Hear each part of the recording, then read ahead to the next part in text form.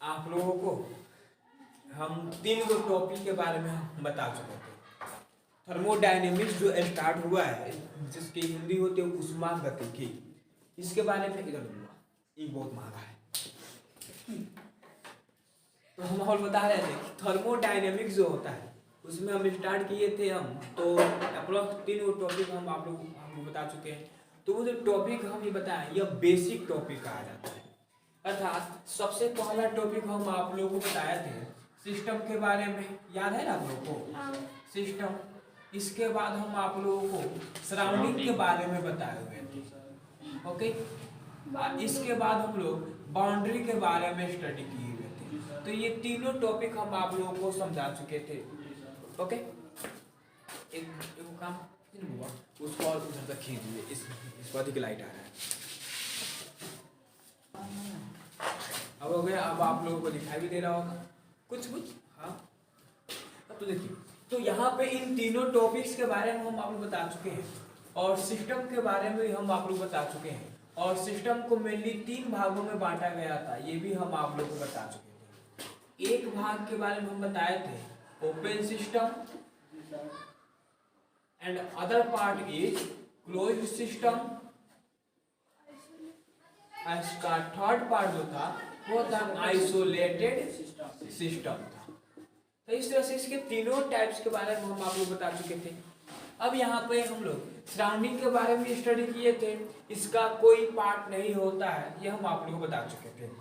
उसके बाद बाउंड्री के बारे में स्टडी किए थे, तो बाउंड्री के अंतर्गत हम लोग स्टडी किए थे कि मे भी हो सकता है, अर्थात यह रियल बाउंड्री भी हो सकता है या हाइपोथेटिक या हाइपोथेसिस, इसमें से कोई भी बाउंड्री हो सकता है। अगर हम आप लोगों को बताए हुए थे कि यह सॉफ्ट भी हो सकता है एंड रिजिड भी हो सकता है, ये हम आपको बताए हुए थे। एक बताए हुए थे कि कॉन्डक्टिंग भी हो सकता है, और एक बताए थे हम नॉन कॉन्डक्टिंग भी हो सकता है। इतने सारे टॉपिक्स के बारे में हम लोगों ने स्टडी किया था। अब थोड़ा सा इसके बारे में हम आप लोगों को समझाते हैं, एक इमेज वाला हम समझा रहे हैं। जैसे मान लेते हैं कि यह बोर्ड पूरा यूनिवर्स है, ओके। हम मान लेते हैं कि यूनिवर्स ही बोर्ड है मेरा, ये पूरा स्पेस है, और इस पूरे स्पेस में सब कुछ है, अर्थात वाटर है, लैंड है, इसके बाद फॉरेस्ट है, सब कुछ इसी बोर्ड पे है। तो अब हम पूरी दुनिया में, ये हमारा रूम है, ओके। इस रूम में ये वाला गेट है, जो है वाला गेटवा है, यहाँ पे हम लोग स्टडी कर रहे हैं, ये हो गया हमारा व्हाइट बोर्ड हो गया, और यहाँ पे हम है, ओके। और इसमें सब कोई आप लोग बैठे हुए यहाँ पे, और हम आप लोगों को समझा रहे हैं। देखिए, अब ये पूरा यूनिवर्स में हम लोग अपना काम कहाँ कर रहे हैं, इसी क्लासरूम में कर रहे हैं।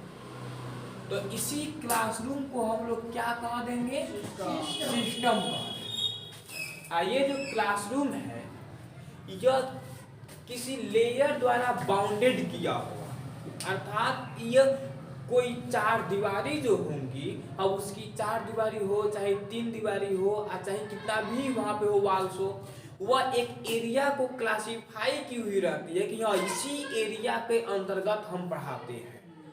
अगर वो नहीं दिया रहे तो हमारे एरिया का एक्चुअल माप नहीं निकलेगा। जैसे हम लोग जमीन को खरीदने जाते हैं, तो वहां पर बांध रहता है कि 1 कट्ठा का बांध हो गया, तो इसका मतलब वो 1 कट्ठा के अंदर जो जमीन आ रहा है वो सिस्टम कहला जाएगा।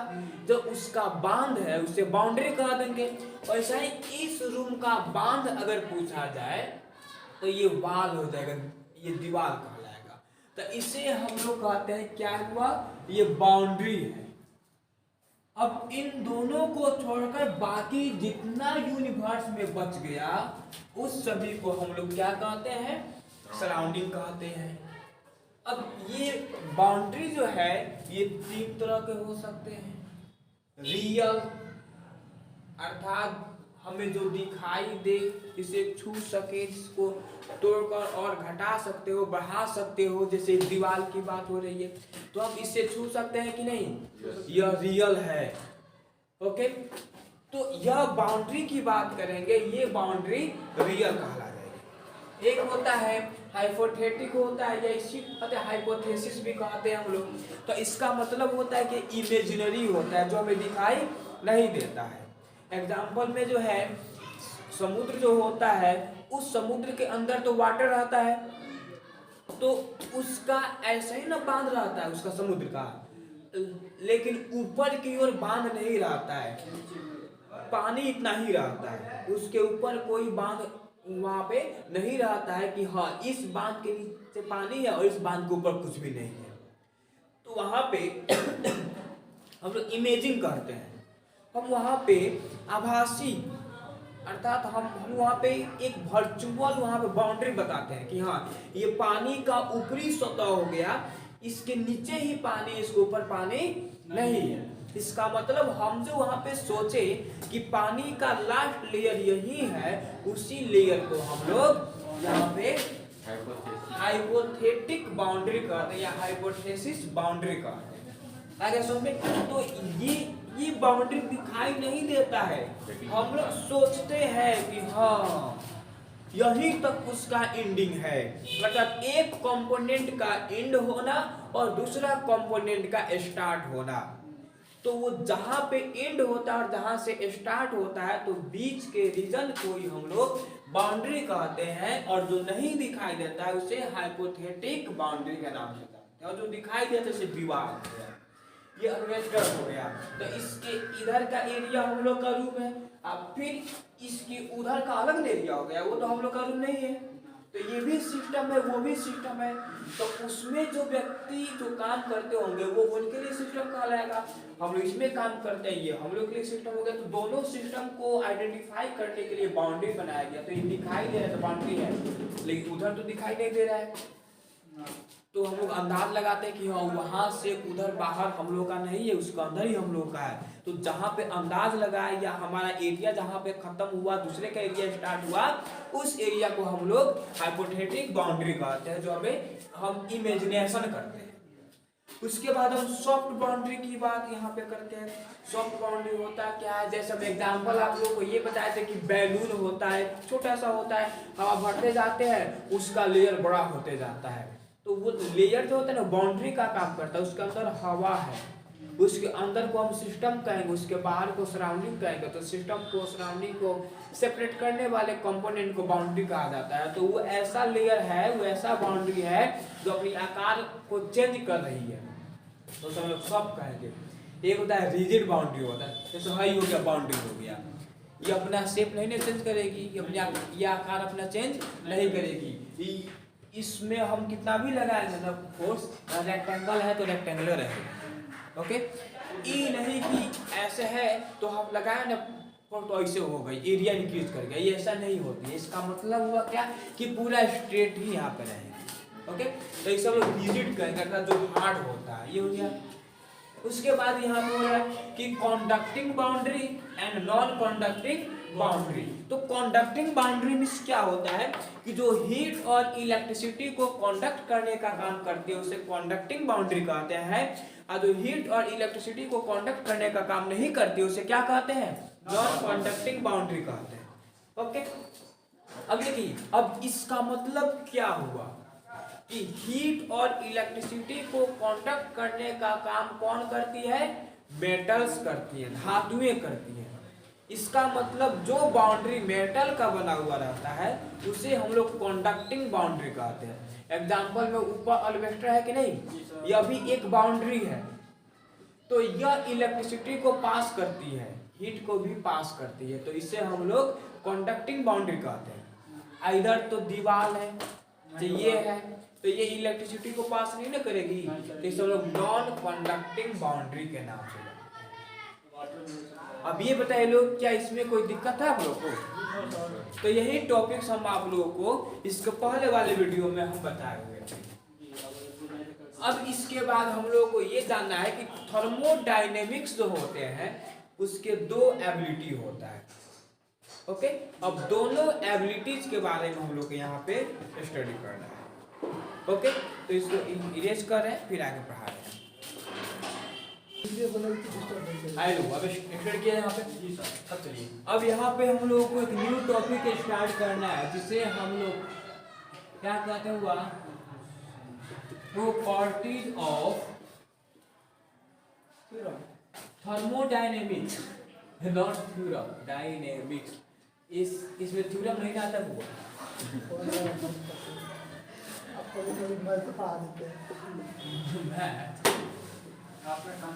उष्मा गतिकी गलत है। 6 महीने से पढ़ा रहे समझे सर। 6 महीने से हम खाली फिजिक्स से पढ़ा रहे थे, हम केमिस्ट्री को नहीं पढ़े इसमें हाँ उष्मा गतिकी का 6 महीने से जैसे से पढ़ रहे जगह से खाली केमिस्ट्री पढ़ रहे हैं, फिजिक्स से पढ़ रहे हैं, केमिस्ट्री को हमको लगता है कभी फिजिक्स क्लास आते हैं क्या रे। अब तो केमिस्ट्री में पढ़ रहे थे नहीं, केमिस्ट्री का कौन है सर आंसर नहीं रहता है, हम क्या करें, हम देखते फिजिक्स नहीं आ पाता है। समझ से बाहर नहीं है। तो इसमें हम लोग उष्मा गतिकी का गुण पढ़ेंगे। तो इसके 2 गुण होता है, अभी लिखना नहीं है, हम अपने आप लोगों को बोलेंगे लिखने के लिए हुआ। अभी हम समझा रहे, समझिए। तो इसके टोटल कितने गुण होते हैं हुआ? 2 होते हैं, लिखेंगे there are mainly 2 properties, types नहीं रहे, प्रॉपर्टीज ऑफ थर्मोडायनेमिक्स। हिंदी नहीं लिखेंगे, थर्मोडायनेमिक्स। थर्मोडायनेमिक्स के सामान्यतः 2 गुण होते हैं। अब कौन कौन सा गुण होता है ये हम लोग को जानना है। सबसे पहला जो होता है उसे कहते हैं एक्सटेंसिव। इसे क्या कहते हुआ? एक्सटेंसिव प्रॉपर्टीज ऑफ थर्मोडायनेमिक्स, ये होता है। ओके, आज दूसरा गुण की बात हम करते हैं तो होता है इंटेंसिव। इंटेंसिव होता है, इंटेंसिव प्रॉपर्टीज ऑफ थर्मोडायनेमिक्स। ये एक्स है, ये इन है। It's a very different, sorry है कि नहीं अंतर एक्स और एन में, ई और आई में। ओके, तो इसमें 2 अंतर हो गया, काफी। देखिए इंग्लिश में अगर आएंगे तो इंग्लिश में सेम होता है, जैसे डेट भी होता है तारीख, और एक डेट भी होता है खजूर होता है। इसमें तो कुछ चेंज नहीं हुआ, ऐसा बहुत होता है। तो यहाँ पे इसी दोनों टॉपिक के बारे में हम लोग को जानना है। तो इस टॉपिक में को पीएच वैल्यू मिलेगा हम लोग को। पीएच मान आप लोग 10th क्लास में स्टडी किया होंगे, एसिड बेस एंड सॉल्ट में। ओके, तो हम लोग उसके बारे में थोड़ा यहाँ पे स्टडी करेंगे। तो उसके लिए पूरा हम लोग यहाँ पे स्टडी करेंगे उसका। ओके, तो ये तो साफ तो होना चाहिए ना, तो इसको उतारिए आप लोग, तो फिर साफ करके फिर बताते हैं। तो इतना लिख लिया आप लोग। अब यहाँ पे हम लोग छोटा सा टॉपिक स्टडी करेंगे, जिसको हम लोग कहते हैं पीएच वैल्यू। तो पीएच वैल्यू स्टडी किए होंगे आप लोग। इसका हिंदी क्या होता हुआ? पीएच मान इसका हिंदी होता है। सबसे पहले हम लोग बात करेंगे पीएच का मतलब क्या होता है।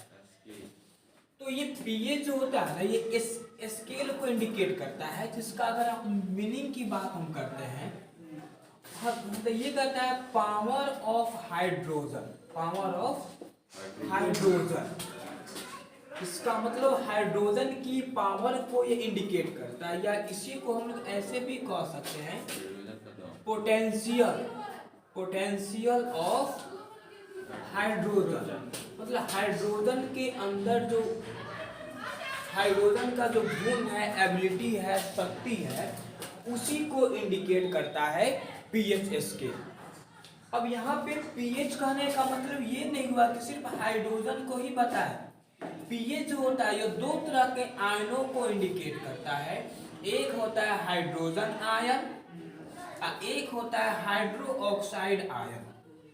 तो हाइड्रोजन आयन जो होता है यह एसिड को डिनोट करता है, और हाइड्रोक्साइड आयन जो होता है यह बेस को इंडिकेट करता है। लेकिन ये दोनों फॉर्म जो होना चाहिए ना, ये दोनों कंपाउंड जो होना चाहिए ना, ये सॉल्यूशन के फॉर्म में होना चाहिए। किसके फॉर्म में चाहिए? सॉल्यूशन के फॉर्म में होना चाहिए। अब पीएच जो होता है ना, ये पीएच स्केल के फॉर्म में होता है। किस फॉर्म में होता है? स्केल फॉर्म में होता है। ओके, इतना याद रखिएगा। इसमें अगर काउंटिंग की बात हम करते हैं तो ये 0 to 14 तक रहता है। जैसे स्केल में होता है 0 to 15 होता है ना, तो इसमें 0 से लेकर 14 तक इसकी काउंटिंग होती है। तो उस स्केल के द्वारा हम लोग यहाँ पे स्टडी करेंगे। तो हमेशा याद रखिएगा, पीएच स्केल जो होता है ना, ये सॉल्यूशन को आइडेंटिफाई करने के लिए इसका आविष्कार किया गया, डिस्कवरी किया गया। तो ये पीएच स्केल जो होता है ना, किसी सॉल्यूशन को आइडेंटिफाई करता है कि कौन एसिडिक है, कौन बेसिक है और कौन न्यूट्रल सॉल्यूशन है, अर्थात जिसमें ना एसिडिक का गुण हो और ना ही बेसिक का गुण हो। तो इन सभी को आइडेंटिफाई करने के लिए पीएच स्केल का यूज किया गया है। ओके, इससे नोट कीजिए, फिर इसका आगे हम बता देंगे। तो अब यहाँ पे हम लोग स्टडी करेंगे। तो जैसे हम बात कर रहे हैं कि एक पीएच स्केल हम यहाँ बना रहे हैं। ये पीएच स्केल हो गया। अब यहाँ पे स्टार्टिंग पॉइंट है तो यहाँ पे क्या होगा? 0। और ये एंडिंग पॉइंट है तो यहाँ पे क्या होगा? 14 होगा। अब 0 से 14 तक इसकी काउंटिंग होती है। अब इसका बीच का जो पॉइंट होता है वो कितना होता है? 7। ओके, अब चलिए अब हम ये बात करते हैं 0 और 7 के बीच में कितना होता है? 3.5 होता है। 7 और 14 के बीच में कितना होता है? 11.5 होता है। ओके, अब चलिए अब हम बात करते हैं कि हम इस पीएच स्केल में हम जितना ही आगे की ओर बढ़ते हैं, ओके, जैसे ही ऐसे आगे की ओर इंक्रीज करेंगे, बढ़ेंगे, ओके, इसका मतलब क्या होगा कि एसिडिक नेचर डिक्रीज होगा, लेकिन बेसिक नेचर क्या होगा? इंक्रीज करेगा। इसका मतलब लिखेंगे इंक्रीजेज बेसिक नेचर। इसका मतलब होता है पीएच वैल्यू जितना ही बढ़ेगा उतना ही बेसिक नेचर भी इंक्रीज करेगा, वहां पे बढ़ेगा। लेकिन अगर वही जितना ही कम होते जाता है, ओके, उतना ही एसिडिक नेचर इंक्रीज करता है। तो यहाँ पे हम क्या लिखेंगे? हुआ इंक्रीजेज एसिडिक नेचर, मतलब एसिडिक नेचर जो होता है ना, यह इंक्रीज करता है। तो हमेशा याद रखिएगा कि पीएच स्केल पर अगर पीएच वैल्यू इंक्रीज हो रहा है तो वहां पे एसिडिक नेचर डिक्रीज कर रहा है और बेसिक नेचर इंक्रीज कर रहा है। लेकिन वही पीएच स्केल पर पीएच वैल्यू जितना ही कम होता है उतना ही बेसिक कम होगा और एसिडिक वहां पे इंक्रीज करेगा, वहां पे बढ़ेगा। तो अब देखिए, अगर हम 0 से लेकर 6.9 तक अगर हम देखते हैं, अगर यहाँ तक कोई मान आता है तो उस सॉल्यूशन को हम लोग कौन सॉल्यूशन कहेंगे? एसिडिक सॉल्यूशन कहेंगे। ओके, अगर वही 7.1 से 14 तक अगर आता है मान तो उसे हम लोग कौन सॉल्यूशन कहेंगे? बेसिक सॉल्यूशन कहेंगे। इसका मतलब हुआ क्या कि 7 से लेकर 14 तक OH माइनस आयन की कॉन्सेंट्रेशन ज्यादा होती है, अधिक होती है। और वही 7 से लेकर 0 तक जो होती है ना, H प्लस आयन की कॉन्सेंट्रेशन क्या होती है? ज्यादा होती है। ओके, अब यहाँ पे बात होती है कि 0 से लेकर 3.5 तक जो होता है ना वो स्ट्रॉन्ग एसिड होते हैं। एसिड को भी 2 पार्ट में डिवाइड किया गया है, स्ट्रॉन्ग एसिड और वीक एसिड। इसका मतलब 0 से लेकर 3.5 के बीच में अगर कोई पीएच वैल्यू आता है तो उस सॉल्यूशन को हम कौन से एसिड कहेंगे? स्ट्रॉन्ग एसिड कह देंगे। लेकिन 3.5 से 7 के बीच में अगर पीएच वैल्यू आ रहा है तो उसे हम लोग वीक एसिड कहेंगे। अगर 7 पे आ जाए तो, अगर 7 पे आ जाता है तो इसे हम लोग कहते हैं न्यूट्रल कहते हैं, उदासीन कहते हैं। जैसे NaCl हो गया, वाटर हो गया जो ड्रिंकिंग करते हैं हम लोग। ओके, अब 7 से अगर अधिक आ जाओ 11.5 तक तो इसे हम लोग वीक बेस कहेंगे। अब वही 11.5 से 14 तक आ जाता है तो उसे स्ट्रॉन्ग बेस कहते हैं। क्या इतना समझ आया आप लोगों को? अब यहाँ पे हम लोग स्टडी करेंगे, यहाँ पे हम लिखा दे रहे हैं, देखिए। अब हम बात करते हैं कि पीएच वैल्यू, यहाँ पे लिख दे रहे होगा पीएच वैल्यू, यहाँ पे लिख दे रहे हैं types of solution, types of solution. अगर पीएच वैल्यू 0 से लेके 7 के बीच में रहता है, ओके, तो उसे हम लोग क्या कहते हैं? एसिडिक सॉल्यूशन कहते हैं। अगर पूरा 7 रहता है तो उसे न्यूट्रल कहा जाता है। अगर 7 से अधिक रहे और 14 तक रहता है तो उसे हम लोग क्या कहते हैं? हुआ बेसिक सॉल्यूशन कहते हैं। अगर हम बात करते हैं यहाँ पे कि अगर पीएच वैल्यू 0 से लेकर 3.5 तक रहता है तो इसे स्ट्रॉन्ग एसिडिक सॉल्यूशन कहते हैं। ओके, अगर वही 3.5 से 7 के अंदर रहता है तो उसे हम लोग क्या कहते हैं? वीक एसिडिक सॉल्यूशन कहते हैं। अगर वही 7 से अधिक रहे लेकिन 11.5 तक ही तो उसे हम लोग क्या कहेंगे? हुआ वीक बेसिक सॉल्यूशन कह देंगे। अगर वही 11.5 से 14 तक रहे तो उसे क्या कह देंगे हम लोग? स्ट्रॉन्ग बेसिक सॉल्यूशन के नाम से जानते हैं। आगे समझ इतना आप लोगों को? तो ये आप लोग याद रखिएगा, इसे नोट कर लीजिए। कोई बात नहीं, बेसिक सॉल्यूशन हो जाएगा।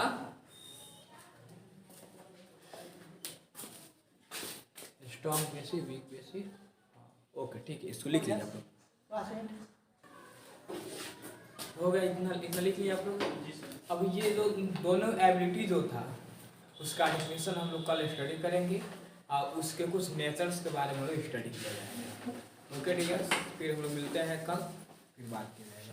नहीं, कोचिंग कल बंद रहेगा पूरा। ओके, आप लोग आराम कीजिएगा लोग, और अगले दिन फिर आएगा लोग, सोमवार से फिर पढ़ाई होगी। ओके।